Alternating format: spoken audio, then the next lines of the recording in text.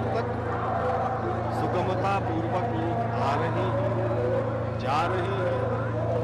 संगम तट के एकदम निकट 5 फुट 4 फुट तक की दूरी पे अपने वस्त्र इत्यादि रख के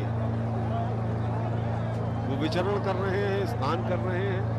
कहीं कोई बाधा उत्पन्न नहीं हो पा रही है। बहुत अच्छी व्यवस्था संगम तट पर फिलहाल अभी देखने को मिली जब हम सब भी स्नान के लिए गए। आह्लादित हो गए, आनंदित हो गए। माँ का बखान तो सुबह 4 बजे से हम सब कर रहे हैं, किंतु जैसे जैसे बखान कर रहे थे वैसे वैसे उत्सुकता, उत्कंठा, ये सब आकार बढ़ाते जा रहे थे अपना। अरे ये सब बताते ही रहेंगे महानुभाव, या कहीं उसका वर्णन भी करेंगे? तो कैसे वो वर्णन कर सकता है कोई संगम तट पर आकर गंगा का प्रसाद पाने, उनमें एक पुण्य की डुबकी लगाने से चूक जाए तो भला ऐसा भाग्य कहाँ? कोई नहीं चूकता। भाग्य को सराहते हुए हम सबने भी स्नान किया और तृप्त हुई आत्मा, तृप्त हुए हम, और तभी नई ऊर्जा के साथ आप सबके लिए उपस्थित हैं इन नवीन दृश्यों के साथ। ये वो दृश्य है जहां से इस पार अरैल और उस पार संगम, ये दोनों घाट दिखाई पड़ते हैं। बीच में ये व्यवस्था की गई है, विभाजक रेखा तैयार की गई है। ये अनुशासन को बनाए रखते हैं। इस बार के मेले में विशेषतया कुछ नए नियम अनुशासन को दृष्टिगत रखते हुए लिए गए और उनका प्रभाव भी देखने में आ रहा है। ये जो पताकाएं आप देख रहे हैं, संगम क्षेत्र में एकदम मध्य भाग में जो स्थित घाट होते हैं, जो कभी कभी तो एकदम मध्य धारा में कुछ तख्तों को जोड़कर बनाए जाते हैं। नावें खड़ी होती हैं चारों तरफ, उनके मध्य तख्त का एक कह लीजिए प्लेटफॉर्म सा बनाया जाता है और वो उन नावों में बंधी रस्सियों और बांस से लटकता रहता है संगम की धारा में। उसमें उतर कर स्नान करते हैं। और पताकाओं की बात की थी, देखिए ये दल भी पताका लिए जा रहा है, वहाँ संगम तट पर भी पताकाएं दिख रही थी। एक पताका धर्मध्वजा के रूप में दिखती है जूना अखाड़े के प्रांगण में। ये पताकाएं जो है ये इस बात का संकेत है, ये निशान है कि जो यात्रियों का जत्था है वो अगर कहीं इधर उधर अपनों से बिछड़ जाए, हालांकि व्यवस्था है कि बिछड़ेंगे तो भी हम मिलाएंगे, डिजिटल कुंभ है ये, तत्क्षण घोषणाएं हो जाती हैं, चित्र अंकित हो जाते हैं, प्रसारित हो जाते हैं और सुविधाजनक रूप से खोए हुए जितने अपने आत्मीय होते हैं अपने अपनों से वो उन तक पहुंच जाते हैं। किंतु ना होने पाए इसलिए लगाए क्या करते हैं, अपने जत्थे के साथ एक पूर्वावंती पताका लेके चलता है और सब उस पताका को देखते देखते उसके पीछे पीछे पीछे चले जाते हैं। ठीक इसी तरह संगम घाट के इर्द गिर्द जो नावें होती हैं, जो तीर्थ पुरोहित बैठते हैं, जिन्हें सामान्य भाषा में यहाँ पंडा कहते हैं, घाट के पंडा, जो चंदन वंदन करेंगे आपका स्नान के पश्चात, उन सभी तीर्थ पुरोहितों का एक चिन्ह होता है जो उस पताका पर अंकित होता है। उनके निर्धारित रंग होते हैं, लाल हरे पीले रंग की पताका फलाने महाराज की, तो सफेद लाल और पीली पताका है हमारे दूसरे महाराज की। अभी कोई आदमी जो कह लीजिए कि उस वर्ग से भी आता है, जो बहुत ज़्यादा पढ़ा लिखा नहीं, उसको भी असुविधा ना हो, तो रंग देख के पहचान लेगा कि अच्छा यहाँ हम थे, उसे असुविधा नहीं। और ये देखिए लहराते हुए जा रहे हैं, कोई व्यक्ति इनका इनसे इस समय तो ये दूरदर्शन के कैमरे के सामने है, ये मौका कैसे चूके भला।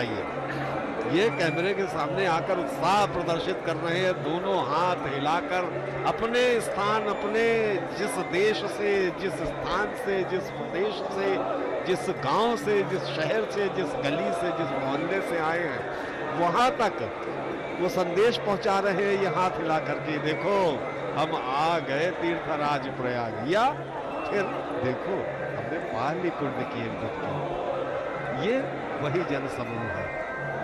सुबह से तो निश्चित रूप से कुछ अधिक भीड़ की स्थिति दिखाई पड़ी, किंतु कम भीड़ रात से नहीं है। ये सारी रात जारी रहा है उपक्रम। दरअसल उदयातिथि के हिसाब से तो आज हम मौनी अमावस्या मना रहे हैं, किंतु मौनी अमावस्या तिथि कल संध्या काल 6:42 से लग गई थी, प्रभावी हो गई थी। तो बहुत से ऐसे तीर्थयात्री हैं जिनकी ट्रेनें थी वापसी की, या जो चाहते थे कि थोड़ा सा भीड़ की असुविधा से हम बचें, वो सब कल शाम 6 बजे से स्नान करते करते उपक्रम चालू है। और करोड़ों की तादाद, अभी वो संख्या हम तक पहुंची नहीं है। जब पहुंचेगी उसकी सूचना हम आपको अवश्य देंगे। हालांकि आप सब समझदार हैं, आप तो देख रहे हैं, आकलन आपका हमसे कमजोर नहीं हो सकता। आप सब भी ये ज्ञात कर चुके होंगे अब तक, ये सिलसिला जब थम ही ना रहे, क्या दृश्य है।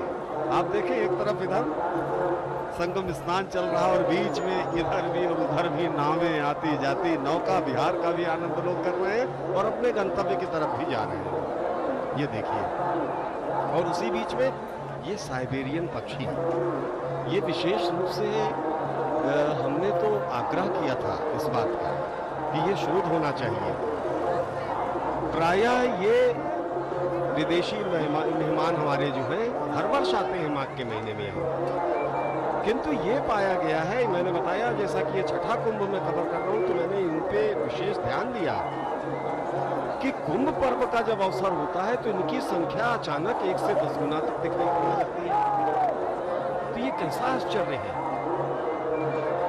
चलिए, यहाँ तो बिना आमंत्रण के पंचांग एक सूत्र होता है जिसमें एक बार अंकित हो गया कि फला तिथि को कुंभ होगा, हम सब जान लेते हैं, कोई किसी को नहीं बुलाता, स्वतः स्फूर्त आमंत्रण होता है, प्रस्थान हो जाता है। 2-2, 4-4 साल पहले से योजनाएं बनने लगती है यात्रा की। किंतु इन प्रवासी पक्षियों को कौन बताता होगा कि कुंभ आने वाला है, इस बार अधिक संख्या में चलना है। ये शोध का विषय है, लेकिन ये तथ्य सत्य है कि प्रतिवर्ष माघ में ये साइबेरियन पक्षी यहाँ आते हैं, हजारों लाखों किलोमीटर की यात्रा करके आते हैं। किंतु कुंभ पर्व जब आता है तब इनकी संख्या अप्रत्याशित रूप से बढ़ जाती है। तो हम तो सामान्यतः कभी कभी कहते हैं ना कि जब 33 करोड़ देवी देवता यहीं इसी प्रयागराज क्षेत्र में विद्यमान है, तो कौन जाने इन पक्षियों में भी वो कहीं विचरण कर रहे हैं। और देवी देवताओं का प्रश्न आपसे बताएं, मेले में यदि आप आ रहे हैं तो आपके बगल में जो सयात्री चल रहा है उससे भी सद्व्यवहार करें। क्या पता, क्या जाने किस रूप में नारायण मिल जाए।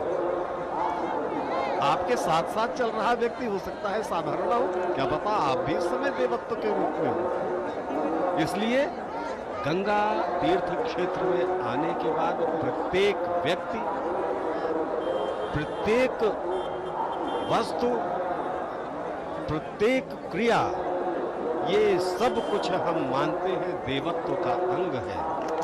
इनमें देवता का कुछ न कुछ अंश विद्यमान है। कण कण को पूजने वाली सनातन सभ्यता है। हम तो कंकर में शंकर तलाश लेते हैं।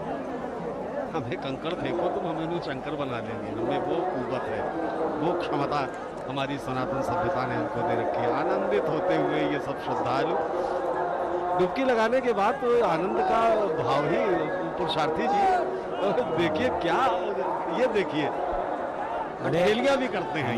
ये तो देख ही रहा हूँ। मैं तो उस समय भी बहुत आनंदित हो रहा था जब आप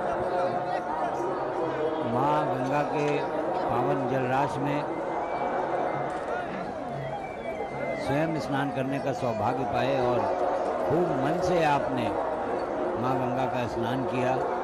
और जो कुछ भी आप इस सजीव प्रसारण के माध्यम से कह रहे हैं, ये निश्चित रूप से एक भोगा हुआ सुखद सत्य है जिसे आप अपने दर्शकों से दूरदर्शन पर सजीव प्रसारण के माध्यम से साझा कर रहे हैं। मुझे एक बहुत अच्छा सा मुक्तक याद आ रहा है इस पूरे परिवेश को देखते हुए, आध्यात्मिक चरमोत्कर्ष को देखते हुए, कि यह प्रयाग है, यहाँ धर्म की ध्वजा फहरती है। यह प्रयाग है, यहाँ धर्म की ध्वजा फहरती है, यहाँ बहन यमुना आकर गंगा से मिलती है। गंगा केवल नदी नहीं है, शिष्ट नियंता है, यहाँ शंख को स्वर, संतों को ऊर्जा मिलती है। ऐसे पवित्र प्रयागराज में इस समय जो श्रद्धालुओं का अपार जनसमूह देखने को मिल रहा है, वह निश्चित रूप से एक ऐसे आनंद की अनुभूति करा रहा है जिसे व्यक्त करना भी कहीं ना कहीं बहुत कठिन सा लग रहा है। और कहते भी हैं कि प्रयाग का महात्म्य इतना अधिक है कि इसके आधार पर कालांतर में पवित्र स्थलों के भी नामकरण होने लगे थे।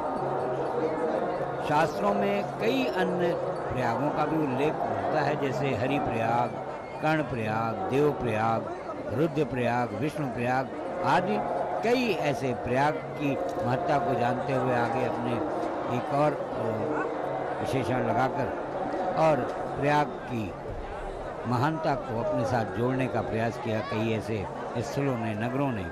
किंतु इसमें सबसे महत्वपूर्ण है हमारा प्रयाग, यानी कि तीर्थराज प्रयाग। तो दर्शकों, ये भी आपको देखकर बहुत आनंद आ रहा होगा, और मैं तो ये कहूँगा कि जो दर्शक स्थानीय हैं, प्रयागराज के हैं, और उन्हें लग रहा है कि नहीं साहब, अपार जनसमूह के बीच में हम कैसे जाएंगे, पैदल पहुंचना मुश्किल है।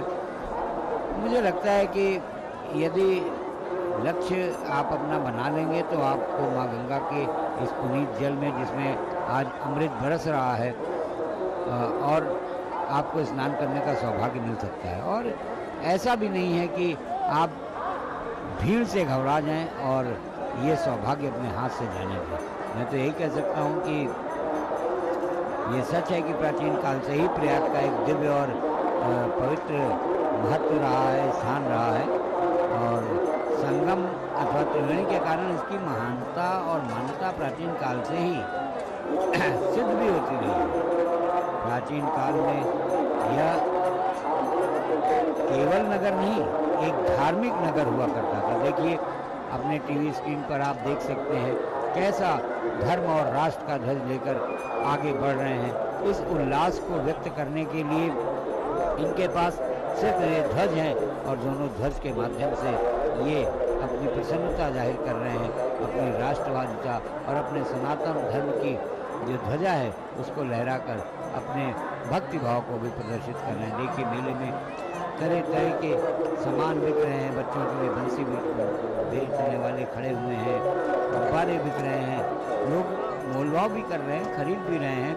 और निश्चित रूप से ये अपने आप में एक ऐसा अनूठा संगम है जो सिर्फ गंगा, यमुना और लिप्त सरस्वती माँ का नहीं है। यह विभिन्न प्रांतों से आए, विभिन्न नगरों से आए, और अपनी धुन में आगे बढ़ते हुए माँ गंगा का स्नान करके अभिभूत होते हुए प्रत्येक भारतवासी के मिलाप का भी संगम है। यह अपने आप में बहुत ही आनंदित कर रहा है। आप यूं ही हमारे सजीव प्रसारण का आनंद लेते रहें, अपने टीवी स्क्रीन से जुड़े रहें। और अब हम माइक्रोफोन देते हैं प्रोफेसर शुक्ला।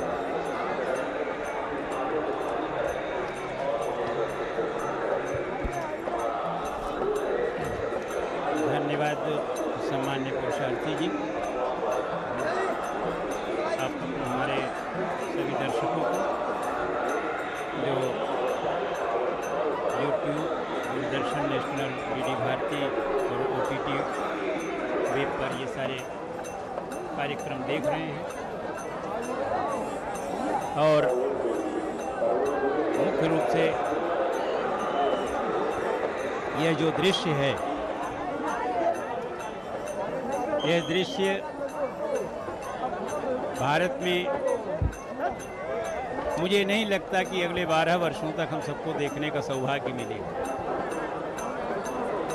अपार जनसमूह, जिसकी सही गिनती कर पाना भी मुझे लगता है कि बहुत ही कठिन कार्य है, लेकिन यह जनसमूह एक लक्ष्य के लिए, एक उद्देश्य के लिए एक संकल्प लेकर के आगे बढ़ रहा है, वह है कि आज इस पुण्य अवसर पर कुंभ स्नान का आनंद प्राप्त करना, अपने सभी प्रकार के जो निंदनीय कर्म हैं उससे मुक्ति का मार्ग खोजना या उससे छुटकारा पाना, यह सब जो हमारी परंपरा है, इस परंपरा में जो हम चर्चा कर रहे थे कि इस परंपरा का जो सूत्रपात है, इस परंपरा को एक अनुशासित स्वरूप प्रदान करने का जो कार्य है, वो हमें भगवत्पाद शंकराचार्य जी महाराज ने प्रदान किया। और उसके माध्यम से हमारे जनमानस में तपस्या का, संन्यास का, वैराग्य का एक अनुशासित मार्ग मिला, क्योंकि इसके पूर्व हमारे यहाँ 3 परंपराएं, आगमिक परंपराएं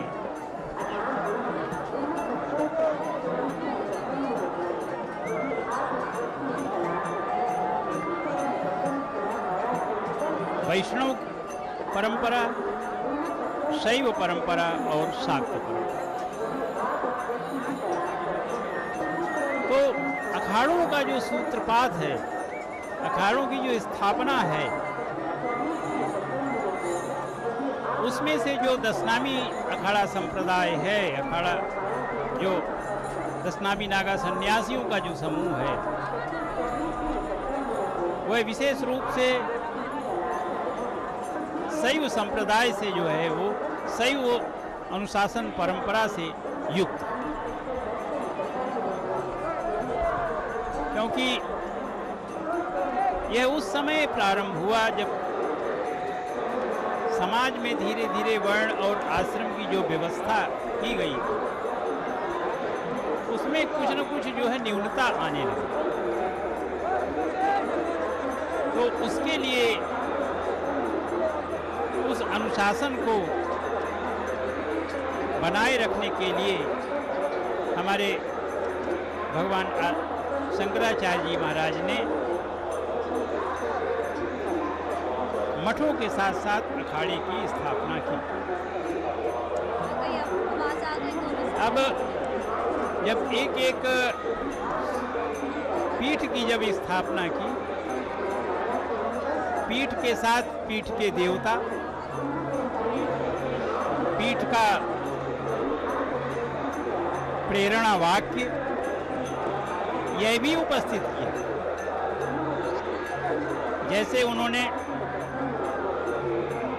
गोवर्धन पीठ की स्थापना की, तो मैंने बताया कि गोवर्धन पीठ का जो मुख्य अध्ययन स्वाध्याय का जो बिंदु है, वह बिंदु जो है वह ऋग्वेद है। और उसी संप्रदाय से एक बात बहुत महत्वपूर्ण है कि हमारी जो वैदिक ख्याति है, वैदिक ज्ञान परंपरा है, उसकी भी अपनी शाखाएं हैं। हमारे भगवान भाष्यकार पतंजलि, जिन्हें योग विद्या का प्रवर्तक माना जाता है, यद्यपि योग भी उसी तरह से है जैसे कि हमारी ज्ञान परंपरा, जैसे हमारे वेद, लेकिन भगवान भाष्यकार पतंजलि जब व्याकरण महाभाष्य की रचना करते हैं, उसमें एक बहुत महत्वपूर्ण बात प्रस्तुत करते हैं।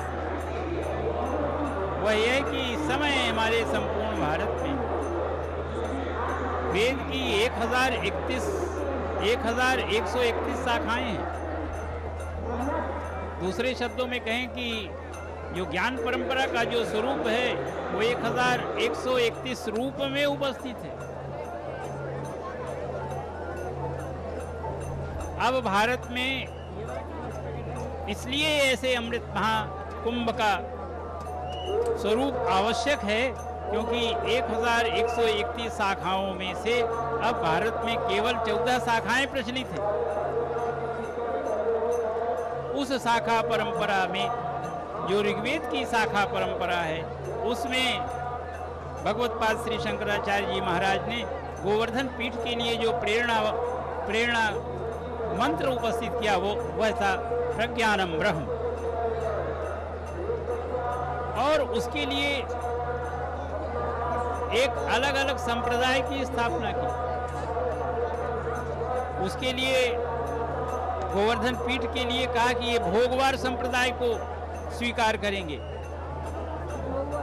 इनका मंदिर होगा, जैसे गोवर्धन पीठ का मंदिर है भगवान श्री जगन्नाथ मंदिर। भगवती विमला उपास्य हैं वहाँ देवी के रूप में।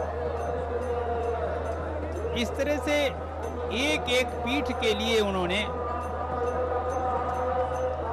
मंत्र, प्रेरणा मंत्र, उनका स्वाध्याय का स्वरूप, उनके संप्रदाय का स्वरूप, ये सब जो है क्रम से उपस्थापित किया और एक एक जो है स्वाध्याय मंत्र भी दिया। जैसे कि मैंने कहा कि प्रज्ञानम ब्रह्मपुरी के लिए दिया, तो अहम ब्रह्माष्टमी उन्होंने दक्षिणायमनाय अर्थात श्रृंगेरी